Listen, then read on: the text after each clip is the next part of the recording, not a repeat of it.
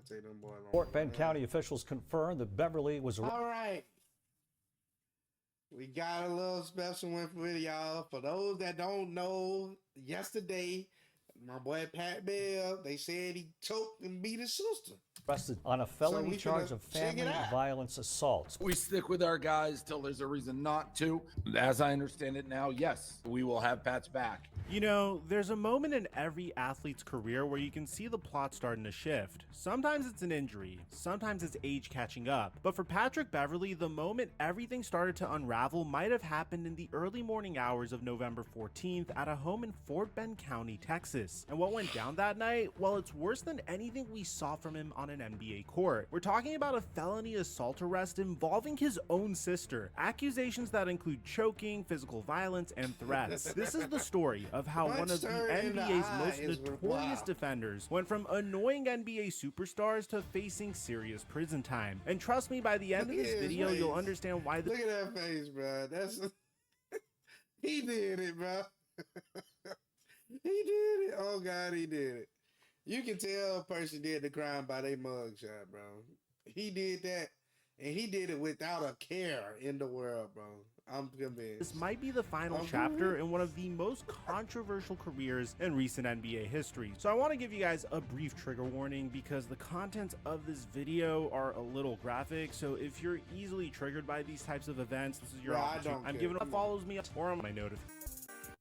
On a getting $190. And if you're Mike check 1212, what's going on, everybody? Patrick Beverley's story is actually pretty inspiring when you strip away everything that came later. This is a kid from the west side of Chicago who wasn't some 5-star recruit. He wasn't a lottery pick. He wasn't handed anything. He went to Arkansas for college, got academically ineligible, and instead of giving up, he spent 5 years grinding overseas in Ukraine, Greece, and Russia. In 2012, playing for Spartak St. Petersburg in Russia, he won the Euro Cup MVP. And guys, that's not some participation trophy. The guy was legitimately dominating European basketball. When he finally got his NBA shot with the Houston Rockets in January of 2013 at the age of 24, he made the most of it. I signed a no NBA clause overseas. At the time, the buyout from the NBA is only $250,000. So I'm thinking like, all right, the NBA got that. My agent telling me like, no, they can only pay $250,000. Look at my mom, she's in the corner. What you think?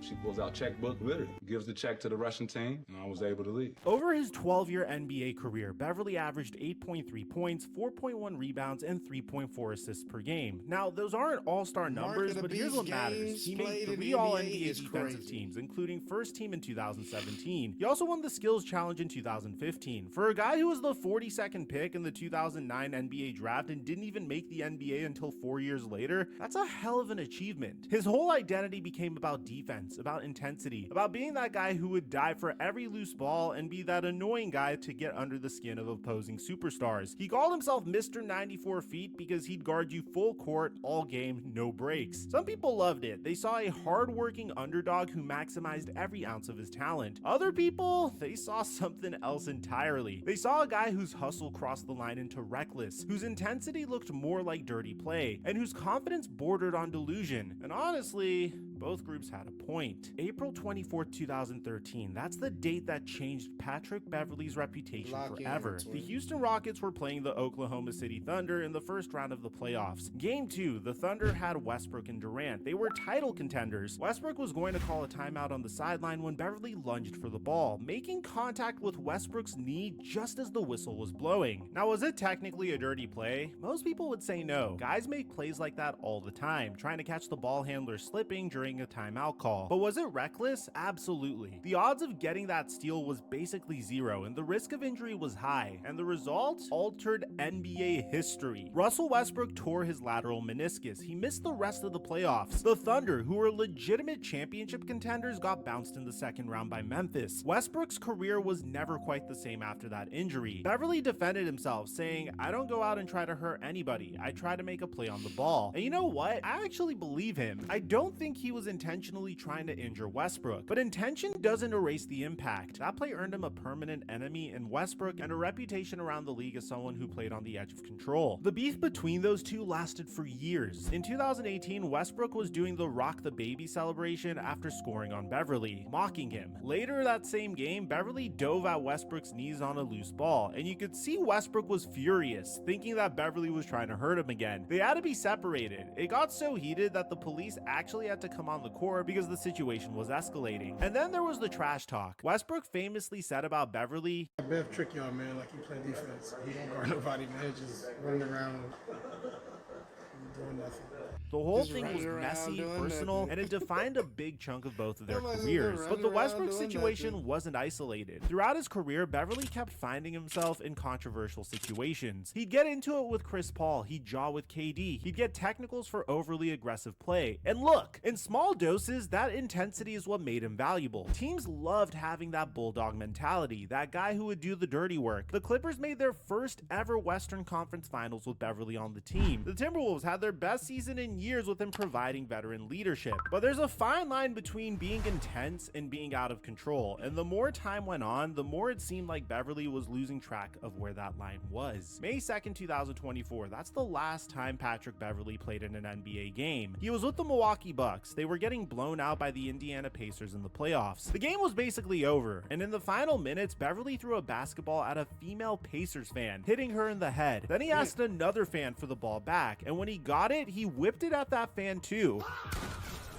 A professional athlete in the middle of a playoff game threw a basketball at paying customers twice. The NBA suspended him for 4 games, which he still hasn't served because no team signed him after that. The fans filed a lawsuit claiming physical pain, emotional distress, humiliation, medical expenses, and lost wages. Beverley never seemed to really grasp how serious this was. There was no real apology, no acknowledgement that what he did was completely unacceptable. It was like he couldn't understand why people were making such a big deal out of it. After that incident, his career was basically over. No NBA team wanted to touch him. He signed with Hapoel Tel Aviv in Israel, and that stint ended with the team suspending him in February of 2025 before eventually parting ways. At 37 years old, Pat Bev transitioned to media, doing podcasts and making appearances, and even there, he couldn't stay out of trouble. Just last week before the arrest, Beverley and Jason Williams made comments on their podcast about Klay Thompson and Megan Thee Stallion, suggesting that Klay's relationship was why he was shooting poorly. Klay Thompson, y'all steady trying to get him a pass. I ain't never seen Klay not shoot it like this. And for him to say I'm out of my prime, like, come on, Klay, like, come on. He said that? Yeah. I'm from West Virginia, man.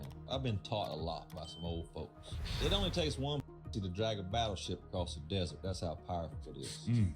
Klay Thompson, I ain't saying that's what it is, but that might be what it is. Looking back right now, it's like watching a car slowly lose control. Each incident a little worse than the last. Each time the consequences getting more serious, and each time Beverley seeming confused about why people were upset with him. And then things would get to a whole new level of terrible. I mean, I don't even think that I could conceptualize something this awful.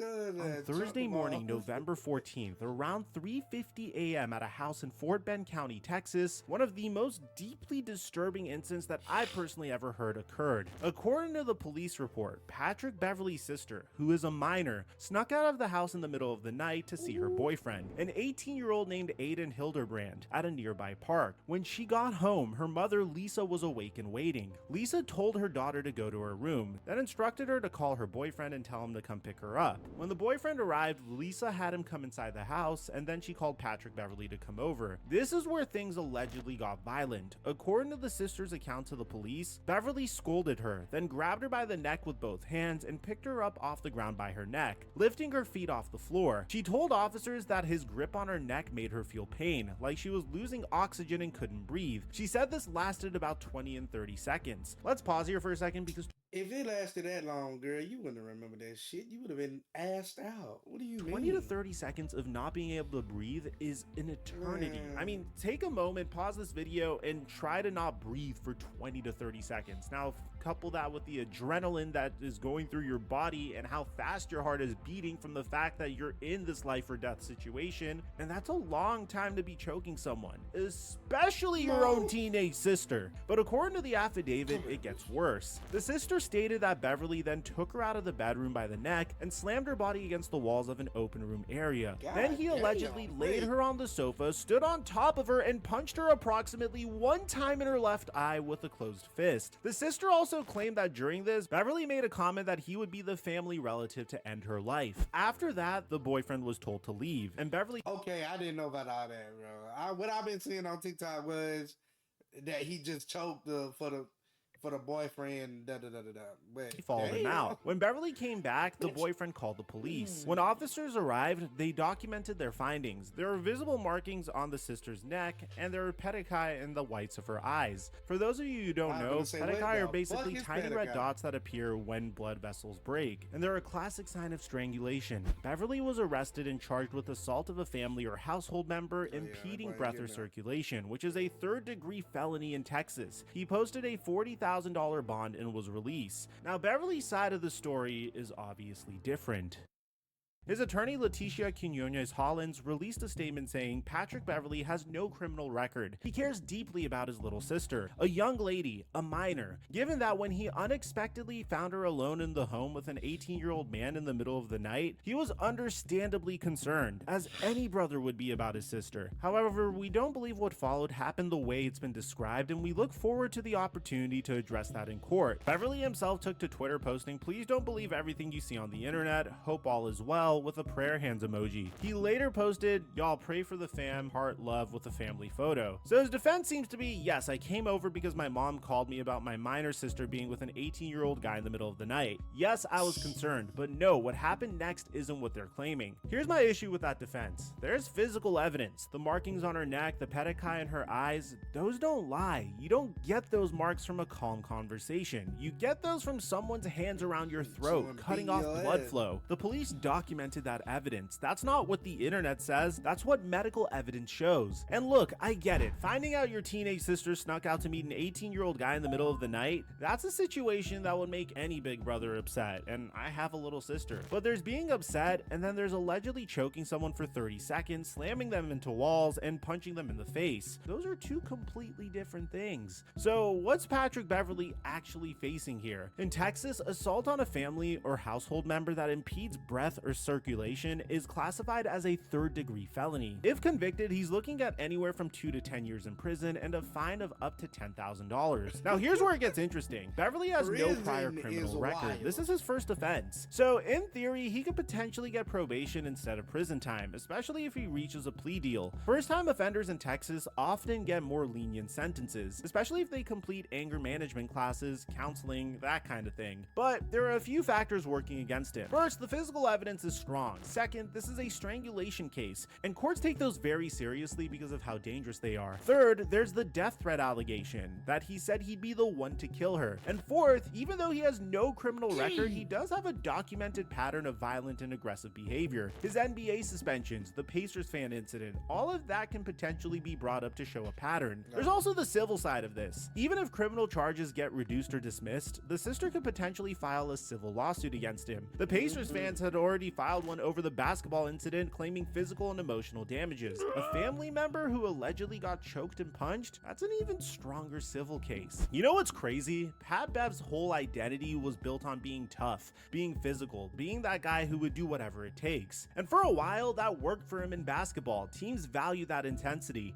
Fans loved the underdog story. He made millions of dollars of being that guy. But here's what we're learning. You can't just turn that off. You can't be that aggressive, that physical, that intense for 48 minutes a night for 12 years and then suddenly be a different person when you step off the court. It doesn't work that way. The same traits that made him valuable in the NBA became liabilities in regular life. Think about his pattern. It starts with overly aggressive defense that occasionally injured opponents. Then it escalates to yelling at fans and getting into confrontations. Then he's throwing basketballs at paying customers. Now we're talking about alleged domestic violence against a family member. Each step on that ladder is worse than the last, and each time Beverley seemed genuinely confused about why people were upset. There's this psychological concept called escalation of commitment. Basically, when you've invested so much in being a certain kind of person, it becomes harder and harder to admit that maybe you need to change. Beverley built his entire career, his entire identity, around being this ultra-aggressive physical presence. Admitting that maybe he needed to dial it back would have meant admitting that the foundation of his success was flawed. So instead, he just kept doubling down,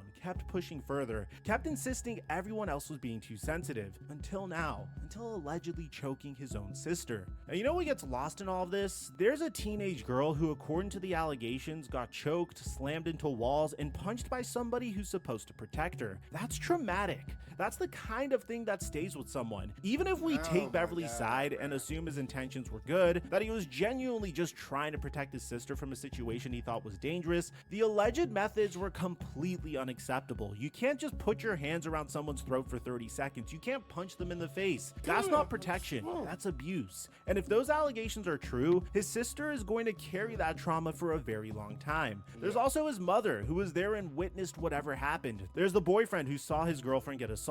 There's his other family members who now have to deal with this very public situation. The whole family is torn apart, and it's being played out in headlines and court documents. So what happens next? Beverley has a court date coming up, though the exact date hasn't been made public yet. He's got a defense attorney who seems ready to fight this. His strategy appears to be disputing the sister's account while emphasizing that he has no criminal record and was acting out of concern. The prosecution has physical evidence, witness testimony, and the sister's detailed account. They've got the markings on her neck, the pedicai in her eyes, and the fact that the police were called. That's a strong case. The most likely outcome is probably some kind of plea deal. First-time felony offenders often do. Maybe he pleads to a lesser charge, gets probation, has to do anger management and counseling, stays away from his sister. Best case scenario for him is the charges get reduced significantly or dismissed if there's some evidentiary issue we don't know about. Worst case, he goes to trial, gets convicted, and does serious prison time.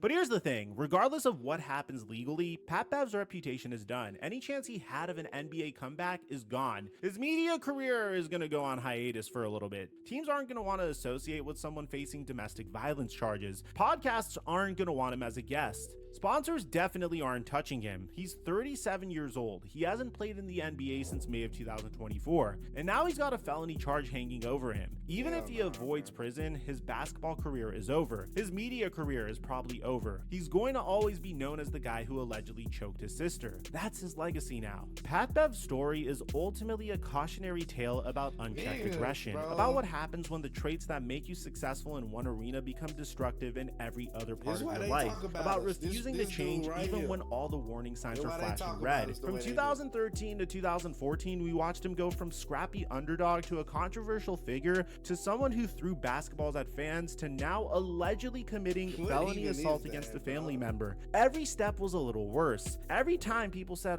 wow, that's too far. And every time he kept going. Whether the court finds him guilty or not, we know this. Pat Bev's story ends here. Not on an NBA court with a championship or in the Hall of Fame, but in a Texas courtroom, defending himself against accusations that he choked and assaulted his own sister. That's his legacy. And the saddest part is it didn't need to be this way. At any point along the journey, he could have chosen to dial it back, to get help, to recognize that the intensity that worked on the court didn't translate to real life. But he didn't. And now a teenage girl has allegedly been traumatized. A family is torn apart, and a career that was built on toughness ends with allegations of domestic violence.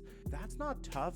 That's not intensity. That's tragic. Let me know what you guys think about this in the comment section down below. Aside from that, I'm your boy Mike, and I'm dropping our mic until our next upload. Okay. My personal opinion. This is me. My personal opinion, right? I got a sister along that age, bro. Now, I'm a brother, so I know like exactly how it is. Like she around that age, I'm the oldest, whatever. I ain't gonna lie. I catch that, both of them getting the business. You know what I'm saying? Cause like you know better. Like you doing dumb shit. You dumb. And Buddy a grown man. Oh yeah. I walk in my house. And see that? How old you, young man? Oh, okay. Bring the motherfucking shit, nigga. Fuck your motherfucking ass shit, boy. Yeah. Fucking your motherfucking ass. That's what I do. Yeah, boy. Yeah. Mm-hmm. Then I'll take it. Yep. Mm-hmm. I'll do whatever he did. Whatever he did to my sister. Just gotta get done back to him, bro. It's gotta get done back. This is it's gotta get some eye for an eye shit. You know what I'm saying? I'm never true, but you true, bro. Nah, fuck that. Fuck that. That's rape. I don't care where you from. That is rape, man. I can't do it. I think it's wrong. He shouldn't have punched her though. Punch is crazy. Choke is crazy, but like I ain't gonna lie, I probably would have I'd have mangled my sister up, though. I would. Pick her up by a shirt or some shit, but no, I wouldn't choke slam the shit out of her. Even though she probably would have deserved it. I wouldn't have choke slammed the shit out of her. That's how I feel about it. I ain't gonna lie. But tell me how y'all feel about this Pat Beck situation, man. What would you have done in this situation, man? Let me know down in the comment section below. If you haven't already, hit that like button. Hit that subscribe button. Okay? If y'all got any videos y'all want me to do specifically, man, leave that either on my socials, DM me on my socials, or leave it in the comment section below. With that being said, man, it's been you, what to it? And we out.